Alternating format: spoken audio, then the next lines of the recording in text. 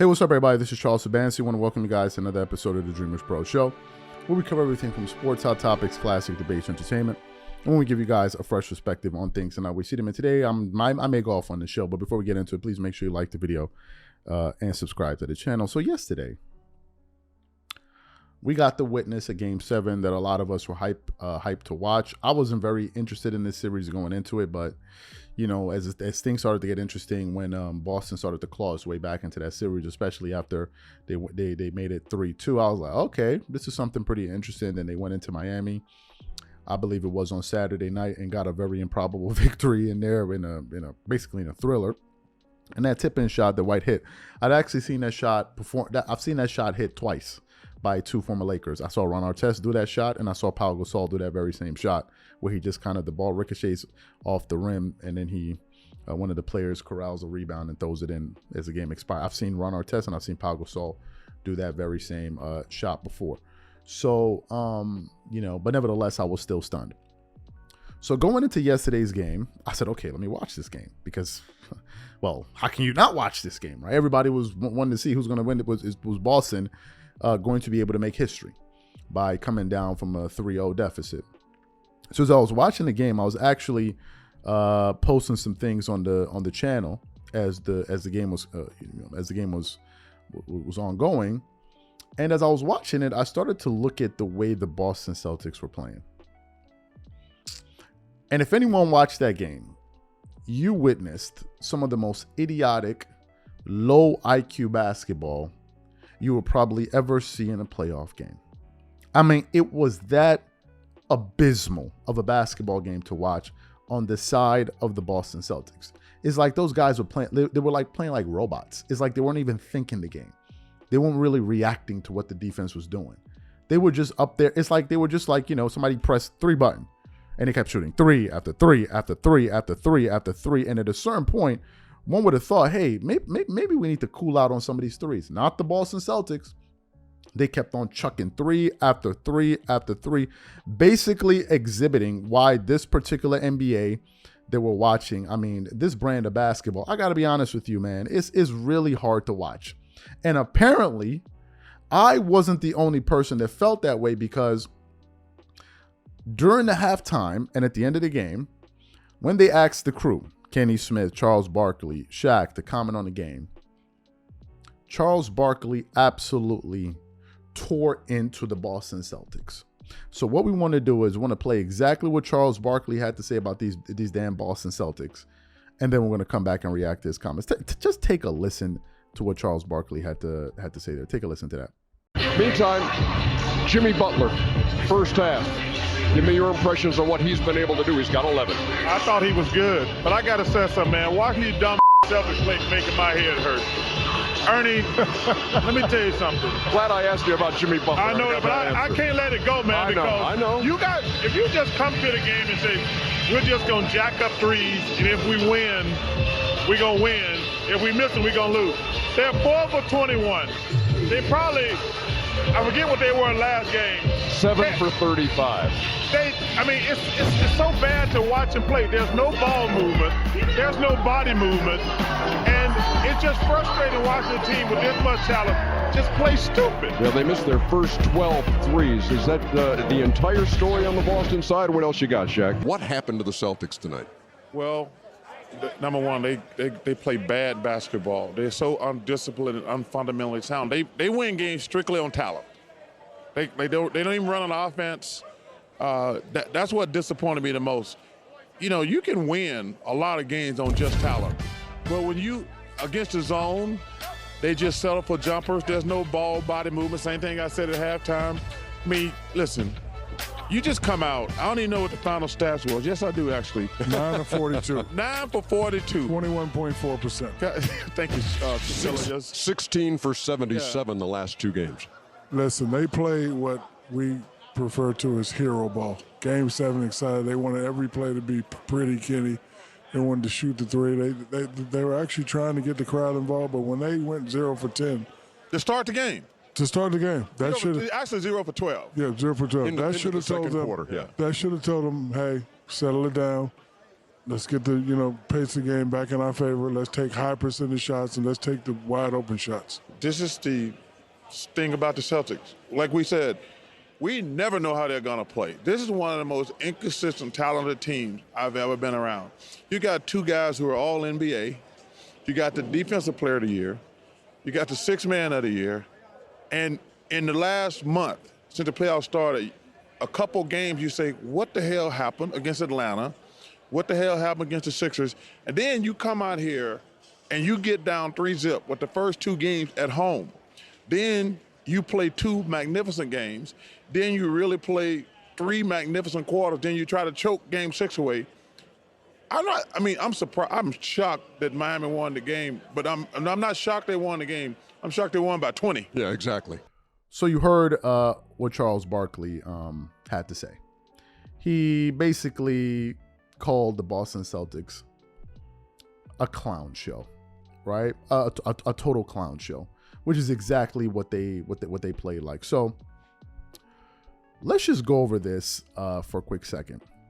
You're watching that game, and I'm actually trying to pull up the Boston Celtics stats, but for whatever reason, none of the websites are loading. But anyway, the Boston Celtics, if you listen very carefully to what Charles Barkley said, he said, once you go 0 of 10 from the 3, or once you go 0 of 12 from the 3, one would think, okay, let's try to mix it up a little bit. Let's do something different. Let's switch it up. Let's do something different. Not the Boston Celtics. The Boston Celtics, instead of thinking the basketball game, what they decided to do was double down on something that wasn't working. They were passing up high percentage shots to take low percentage stupid shots. And this is the part I want to get into, because you see, I think a lot of people think basketball is a math game. It's not a math game. Basketball involves math, but basketball is not a math game. Basketball is a game that you play off of instincts, off of your preparation of the game, meaning understanding the personnel that you're going against. You also have to play basketball based off of what the reads, what's actually taking place in front of you. If you go into a basketball game with a dogmatic approach, meaning I'm going to go into this game and I'm going to play a certain style, no matter what happens on the court, what's going to happen is you're going to witness what we witnessed yesterday with the Boston Celtics. All-time stupid basketball. Now, there seems to be this there seems to be this kind of argument out there that, well, the statisticians, if you think about it, 3 is worth more than 2. Yeah, I think a first grader or a second grader will be able to tell you that for free, right? Even if you put three apples and 2 apples in front of a dog will be able to discern which one has more. So you're not saying anything profound there, right? But some of them will say, 3 is more than 2. So therefore, this means that if you play the percentages and you're shooting, let's say 37% or 38%, one would say, by the law of averages, if you keep shooting these threes, over time, you will end up having more points than the other team. So therefore, it makes sense to shoot more threes. Are you freaking kidding me? Is that the way we play basketball? First of all, the 3-point shot is a tool of basketball. You jokers have turned it into an ism, a way of thinking, and therefore players stop thinking. I'll give you guys a perfect example of this.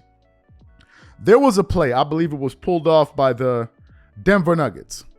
They were on a 3-on-1 fast break. Listen to this. Just listen to this stupidity here. Based on this thing of, the law of averages, so we take more threes. These jokers, they were on a 3-on-1 fast break.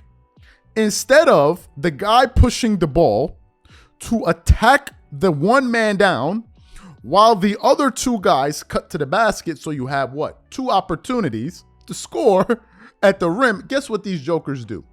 Instead of running towards the basket, they flare out to the 3-point line. I mean, it's unreal.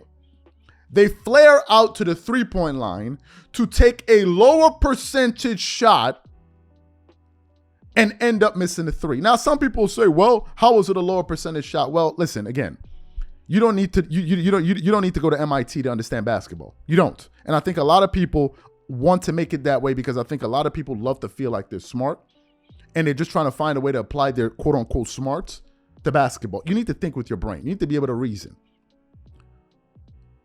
It is quite obvious that the further away the shot is, the lower the percentage it is. And the closer the shot is to the basket, the higher the percentage is. So, if I'm getting higher percentage shots at the rim, and you're constantly relying on shooting 37%, and I'm shooting 70% at the rim, chances are I'll have a better chance at beating you. Do you know why? Because I'm shooting a higher percentage. I'm shooting a higher percentage. Do the math. You're shooting 38. I'm shooting 70. But you're only making 38% of your shots. I'm making 70. And oh, by the way, I'm also mixing it in. But you have these guys that are exclusively shooting threes. And you witnessed what happened yesterday. The Boston Celtics were not shooting any mid-range shots or really making any attempt to attack the basket. If you watch that game, you would notice that the Celtics were able to make a run whenever they were able to get a foot into the feet into the paint and attack the rim. Do you know why? Because they had a size advantage. And by shooting threes, you take away your size advantage out of a basketball game. Everybody out there might as well just be 5'9" shooting threes. It is the most idiotic brand of basketball. You want to play to your strengths. Why would you do something that the other team can do when you have more size? I mean, and these people think they're saying something innovative. This is what kills me. You think if you get, straight A's in school, you're going to come out here and... No. You have to be able to reason properly. And you have to be able to discern information in front of you. They weren't even making any reads. It was the most idiotic brand of basketball. You guys are taking something that worked for the Golden State Warriors because it did not work for the Houston Rockets under Mike D'Antoni. Do you know why? Because they didn't even win a single championship playing that style of basketball. The Golden State Warriors did. But what do the Golden State Warriors have that no one else has? They have two of the greatest shooters in NBA history. What other teams have the two of the greatest shooters in NBA history? So obviously, that brand of basketball works for them. Stephen Curry, the shots that Stephen Curry takes are bad shots. Period. They are bad basketball shots. If you shoot the ball 30 feet out or 25 feet out, it still counts for three. Do you know that? You don't get 4 points when you're shooting from half court. Do you guys realize that? So why would I be taking a shot that far out? Hello? Why would I be doing that? Why would I do that? When you see LeBron step back shooting so far out, you have to ask yourself the question, why are you shooting that far out? These are showboat shots. Showboating shots. And that's what cost the Boston Celtics. They were not able to think the game. They were playing like a bunch of robots. And I'm sorry to say, it is terrible to watch. This type of basketball is nauseating to watch. No one wants to see a three-point chuckathon. It's not fun. It's not exciting. It's just flat out boring, stupid, and predictable. That's what you guys, and I'll debate this with anyone. You can bring all of your stats, all of your math, and I'll question you. And you'll quickly realize that these people are very, very dogmatic. They're very, very dogmatic. It's a belief system that they feel must work, and it didn't work. No team has won a championship like that with the exception of the Golden State Warriors. Shooting those type of threes. The Boston, it's like they were trying to get the game back by threes. Meanwhile, Miami was getting shots from the three. They were getting shots from the two. They were getting shots at the rim. And the Boston Celtics, and guess what? When the pressure's on, like in a game like that, you don't factor in pressure. You see, you're thinking, whoa, if you shoot a high percentage, what about pressure? What about pressure? Do you know when the pressure is higher, the chances of you making those shots decrease? Do you know this? When the pressure is higher, you see, this is the prop. You know what, man? I'm done. Exhibit A of why this current brand of basketball is terrible to watch. You just got a clinic on how to play some of the most idiotic basketball in a basketball game. Those guys were playing like dudes at the Rucker Park. I don't understand what type of basketball that was. If I could understand that watching that on my computer, why couldn't they understand that in the game? The reason they didn't change is because they were viewing it. They were extremely dogmatic. They're like, this is the only way we can win. And this is the reason why 3-level scorers are the hardest scorers to stop in this NBA and probably ever. Ever. Stephen Curry is a 1 of 1. Name me 4 other players in NBA history like Stephen Curry. He's a 1 of 1. A 1 of 1. Ray Allen is one of the greatest three-point shooters of all time. Go look at Ray Allen shoot. He's shooting very close to the three-point line because he knows it's a higher percentage shot. Duh, dumb. It's a higher percentage shot. The closer you are to the basket, the higher the percentage is. And that's the reason why Kevin Durant, Devin Booker, Kawhi Leonard toast these guys in the mid-range. That's why they're so lethal to guard. It's like, oh my God, he took a mid-range shot. What do we do? How do we defend that? Terrible basketball to watch.